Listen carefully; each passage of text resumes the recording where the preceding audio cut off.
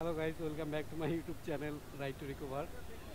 আজকে বাসা থেকে বেরোইছি আমার এক ফ্রেন্ডের বাইকের টায়ার কিনতে যাব। তো যাক একটু একটা মজার ব্যাপার হয়েছে, ক্যামেরা অন ছিল না। যাক টায়ার কিনতে যাব, যাচ্ছি বংশাল, এখন আসছি হচ্ছে কাজলা। আমার এই ফ্রেন্ডটা এর আগেও একটা টায়ার কিনছে কিছুদিন আগে ধোলাইখাল থেকে। তো টায়ারটা ধোলাইখালের ব্যাপারে তো সবাই জানেন যে ওই জায়গায় রিজেক্টের টায়ার পাওয়া যায় কোম্পানি থেকে। ছোটোখাটো রিজেক্ট থাকলে যে টায়ারগুলো ডিসপাস হয়ে যায়, ওই টায়ারগুলো কিনছিল একটা, বাট ও 2 দিনও ব্যবহার করতে পারে নাই, এর আগেই টায়ারটা নষ্ট হয়ে গেছে। মানে হাওয়ার প্রেশার থাকতেছিল না। তো খুবই বিরক্ত হয়ে গেছে। এখন ওইটা তো আর ইউজ করতেই পারবে না, কোনোভাবেই সম্ভব না। এখন যাচ্ছে হচ্ছে নতুন টায়ার কেনার জন্য বংশালে। আমার ফ্রেন্ড অল্প টাকা সেভ করার জন্য, 2-1 হাজার টাকা সেভ করার জন্য, 2-1 হাজার না, 500-1 হাজার টাকা সেভ করার জন্য ধুলাইখাল থেকে পুরাতন টায়ারটা কিনছিল, বাট ওইটাও ইউজ করতে পারে নাই। আলটিমেটলি ওর এখন আবার নতুন টায়ারই কেনা লাগতেছে। তো যারা এই ধরনের কাজ করেন, সবার ক্ষেত্রে সমান হয় কিনা জানি না, কিন্তু না করাটাই ভালো। কারণ ও যে ওইখান থেকে টায়ারটা কিনছিল 2 হাজার টাকা খরচ করে বা 3 হাজার টাকা খরচ করে, এখন ওই পুরো টাকাটাই বাদ। সরি, 2 হাজার টাকা লাগছিল টায়ারটা কিনতে। নতুন হয়তো বা 4 হাজার টাকার মতো লাগে। ওর যে চাকা, ওই চাকার দাম 4 হাজার টাকা। তো ওর কিন্তু ওই 1800 টাকা পুরোটাই মাইর।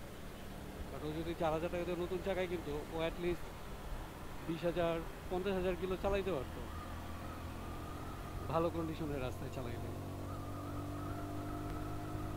তো সবসময় চেষ্টা করবেন বাইকের পার্টস অ্যাক্সেসরিজ এগুলো জেনুইন অথেন্টিক জায়গা থেকে কেনার জন্য। এইসব জিনিস কেনার সময় কখনো কম্প্রোমাইজ করবেন না 2 টাকা 1 টাকার জন্য। আমি সবসময় তাই করি, সবসময় ট্রাই করি একদম বেস্ট অথেন্টিক জায়গা থেকে অথেন্টিক প্রোডাক্টটা নেওয়ার জন্য। আমাদের এলাকা থেকে বংশাল আসতে সর্বোচ্চ গেলে 10-15 মিনিট সময় লাগে, বাট রাস্তার জ্যামের কারণে সেটা হয়ে যায় 1-1.5 ঘন্টার উপরে সময় লেগে যায়। এখন যেহেতু অফিস টাইম, যাওয়ার রাস্তাটা ফ্রি পাবো,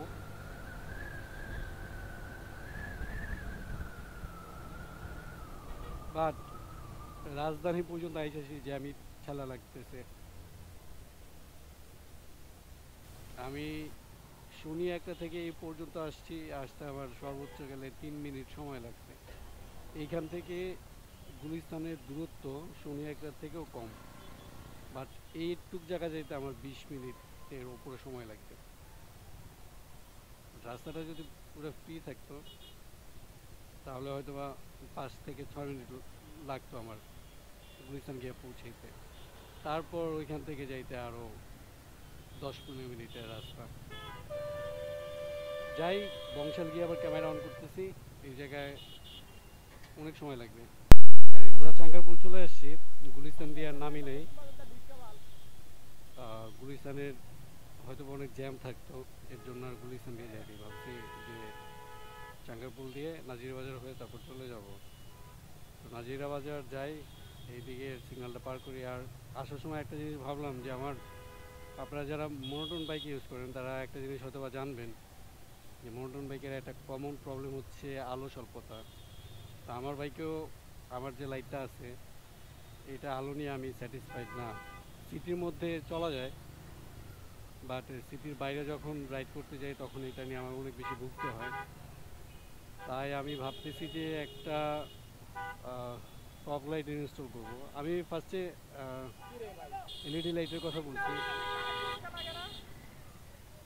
এলইডি লাইটের কথা বলছি, বাট আমার ফ্রেন্ড বলতেছে যে মিনি ফগ লাইটগুলো ইনস্টল করে। আমার কোনো প্রিপারেশন ছিল না, আমি ওইভাবে আসি নাই, আসছি জাস্ট ফ্রেন্ডের ফ্রেন্ডের টায়ার কেনার জন্য। আরও কিছু কাজ করানো লাগবে। আমার আমার বাম পাশের লুকিং গ্লাসটা ভাঙা, লুকিং গ্লাসটাও লাগানো লাগবে আমার। আরও টুকটাক আসলে বংশাল আসলে বাইকের কত কিছু যে লাগে, কিনতে তো অনেক কিছুই মন চায়, বাট ছাপড়ি না হয়ে যায় এই ভয়ের জন্য অনেক কিছু লাগাইতে পারি না। মানে আমার বাইকে এখন পর্যন্ত বাইক কেনার পর থেকে এসেনশিয়াল যেগুলো না হইলেই না বাইকে একদম অতীব জরুরি ওরকম জিনিস ছাড়া আসলে কোনো কিছু ইনস্টল এখন পর্যন্ত করি নেই। আমার বন্ধু আবার ফুলবাড়িয়া যে পাখির খাঁচা টাচা বিক্রি করে এখানে একটু দাঁড়াইলো ওর পাখিগুলোর জন্য একটা খাঁচা নেওয়ার জন্য। ও খাঁচা দেখতেছে। ও আমরা কারা কারা আসছি সেটাই তো এখন পর্যন্ত বলা হয়নি। আমরা দুইটা বাইক আসছি, চারটা ফ্রেন্ড। যাই আমি বংশাল থেকে আবার ক্যামেরা অন করবো ফাইনালি, আর এর মাঝখানে আর ক্যামেরা অন করবো না। আমরা বংশাল চলে আসছি, অত বেশি জ্যাম ছিল না রাস্তায়। শনিবার বিধায় এই রাস্তাটা মোটামুটি ফাঁকা ছিল, এতটুকু জ্যাম পুরান ঢাকা না থাকলেই না। বাট বংশাল মোড়ে আইসা দেখতেছি তো মোটামুটি ভালোই জ্যাম আছে। একজন পিওর বাইকারের কাছে তার স্বপ্নের জায়গা হচ্ছে এই বংশাল।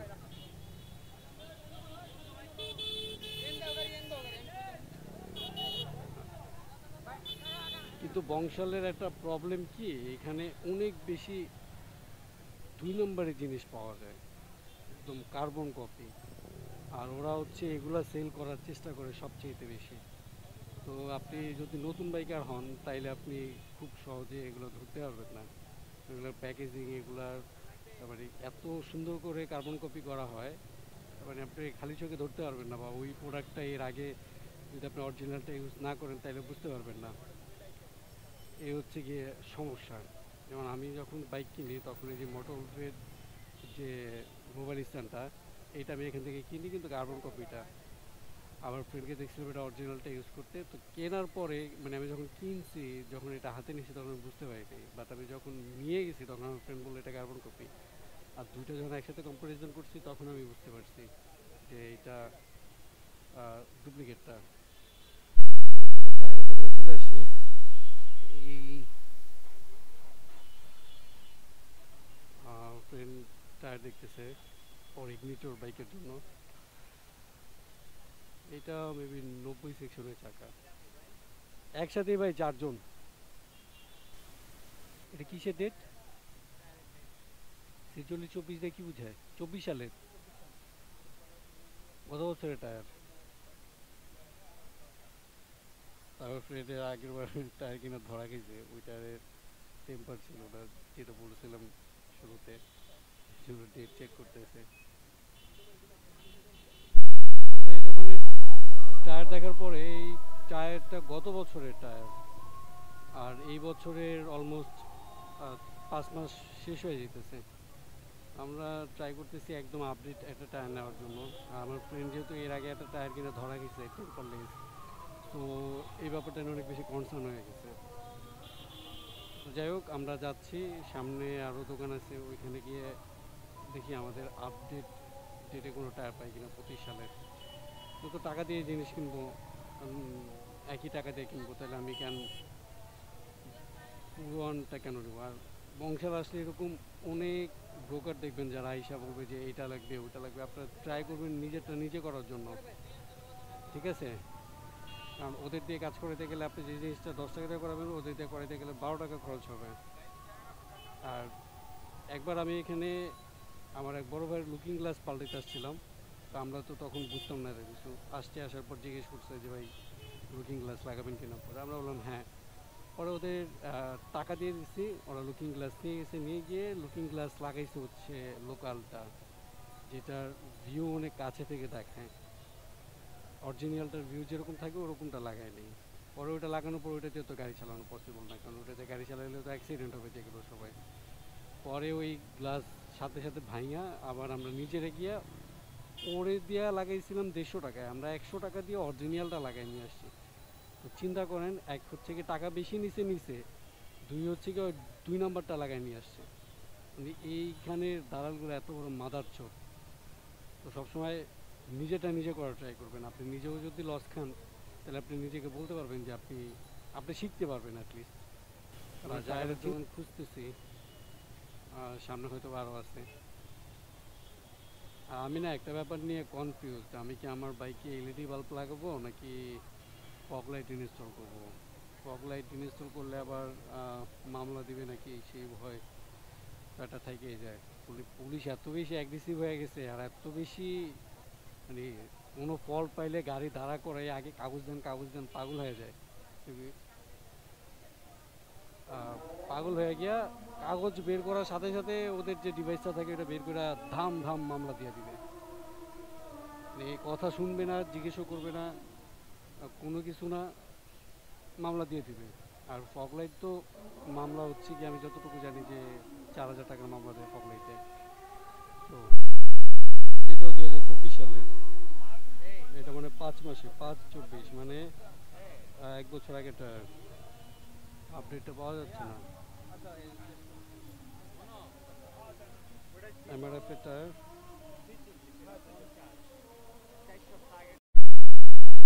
এমআরএফ এরটা নেওয়া হয়েছে, এটার প্রাইস পড়ছে হচ্ছে গিয়ে 3500 টাকা।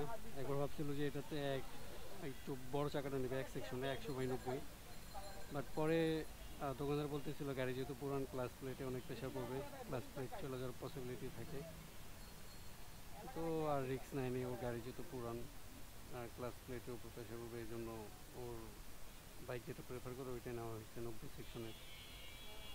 বন্ধু খুশি? খুশি? ইনস্টল করবি কোত্থেকে, এই জায়গা থেকে নাকি? ও আচ্ছা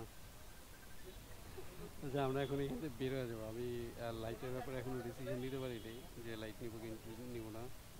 ফ্রেন্ডের সাথে একটু ডিসকাস করে তারপর দেখি যেটা ভালো হয় সেটা করবো।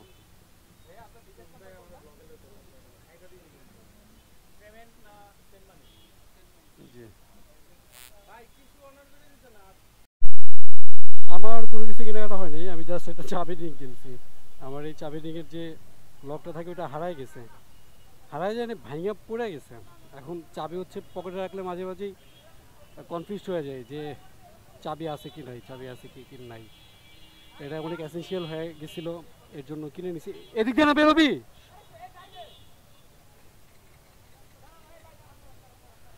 তো বেরোই আগে, জঞ্জাতে তো বেরোই, তারপর বলতেছি। আমি এখন হানি ফ্লাইওভার পার হয়ে চিটাং রোডের যে এক্সপ্রেস ওয়েটা আছে এটাতে ঢুকে গেছি। এখন যাব ফ্রেন্ডের বাসায়, গিয়ে ওর বাইক বের করব, বাইক বের করে গ্যারেজে যাব, গ্যারেজে গিয়ে তারপর এটা ইনস্টল করব। আমি এখন আমার বাসা থেকে চলে আসছি, কারণ আমার বাসা থেকে একটা ইম্পর্টেন্ট ফোন আসছিল, বললো দ্রুত বাসায় আসার জন্য। যাই হোক, ওর মতো করে বাইকে চাকে ইনস্টল করে নেবে। ভিডিওটা আর বেশি লম্বা করবো না, এখানেই শেষ করে দিব। যেটা বলতে চাচ্ছিলাম, যারা আমার ভিডিওটা এখন পর্যন্ত কন্টিনিউ করছেন তারা আমার চ্যানেলটা একটু সাবস্ক্রাইব করে দিবেন, আর কমেন্ট সেকশনে আপনাদের মূল্যবান কমেন্টগুলো করে দিবেন। আর যদি ভিডিওতে কোনো ইমপ্রুভমেন্ট করা লাগে সেটাও আমার কমেন্ট সেকশনে জানাবেন, এটা আমার ভিডিওগুলো ইমপ্রুভমেন্ট করতে আরও বেশি হেল্প করবে। ধন্যবাদ সবাইকে, আজকের মতো এখানেই, আল্লাহ হাফেজ, টাটা।